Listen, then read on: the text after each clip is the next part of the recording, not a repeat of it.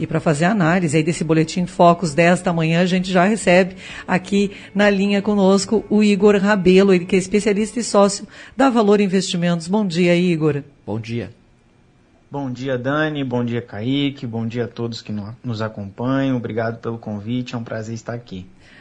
Obrigada, Igor. A gente que te agradece aí por fazer esse balanço agora com a gente. Vamos para os dados do Boletim Focus, então, diretamente.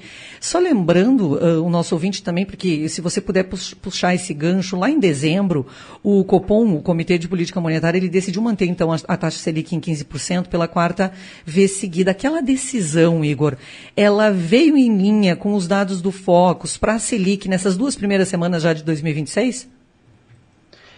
Então, a gente tem dados, né, que comprovam que a atividade econômica, que a nossa inflação está desacelerando. E aí o que é amplamente aguardado agora é realmente a primeira reunião do Copom de 2026 para ver se o Banco Central vai manter, se o Galípolo vai manter o tom muito conservador que ele adotou na última reunião do ano passado, né? Então, esses dados de inflação mais fraca corroboram com a ideia geral do mercado, que já é amplamente esperado, de um início de cortes, né, a partir de março de 2026. E, Igor, a gente está observando aqui, por exemplo, nesse momento, uma leve queda do índice Bovespa de 0,22%, a partir de hoje, sem muitos dados relevantes nessa segunda-feira. A gente vai ter alguns outros dados a partir de amanhã também, não só aqui do Brasil, né, mas de fora.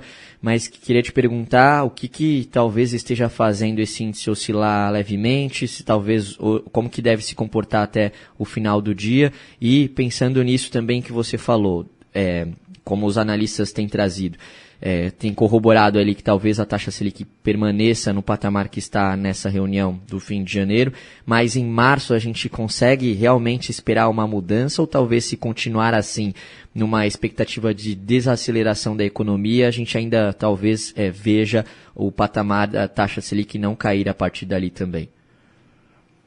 Legal.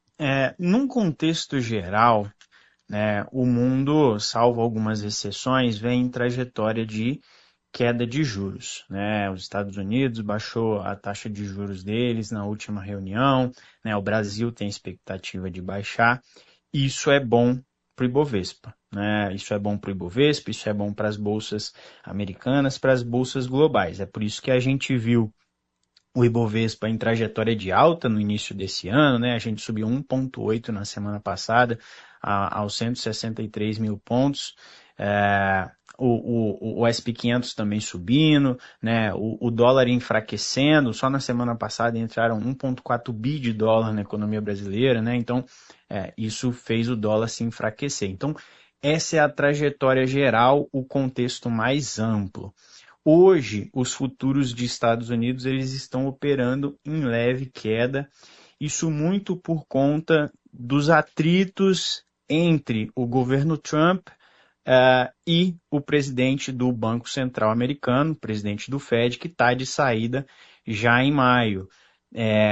O Departamento de Justiça americano ele entrou com uma ação, né, criminal contra o Jerome Powell, né, por conta de reformas no prédio do Banco Central, né, falando que houveram ali, né, gastos, né, injustificáveis, né, e isso é entendido pelo mercado, né, como mais um ato de pressão do governo Trump contra o presidente do Banco Central, né, e não é a primeira vez, né, isso já vem acontecendo. O Trump já chegou a dizer explicitamente que queria uma taxa de juros mais baixa, né, e ontem o Powell, em resposta a essa ação movida contra ele, né, publicou um vídeo, né, dizendo que isso é realmente pressão, né, e que eles querem, né, dando a entender que quer baixar os juros na canetada, e isso para o mercado como é lido, né?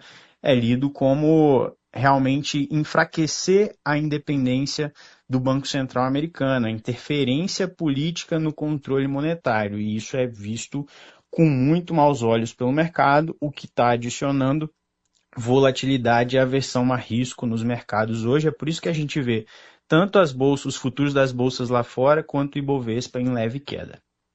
E mesmo aí com toda essa tensão, o dólar está avançando aí, né? Mas como você bem disse, com uma cautela grande dos investidores.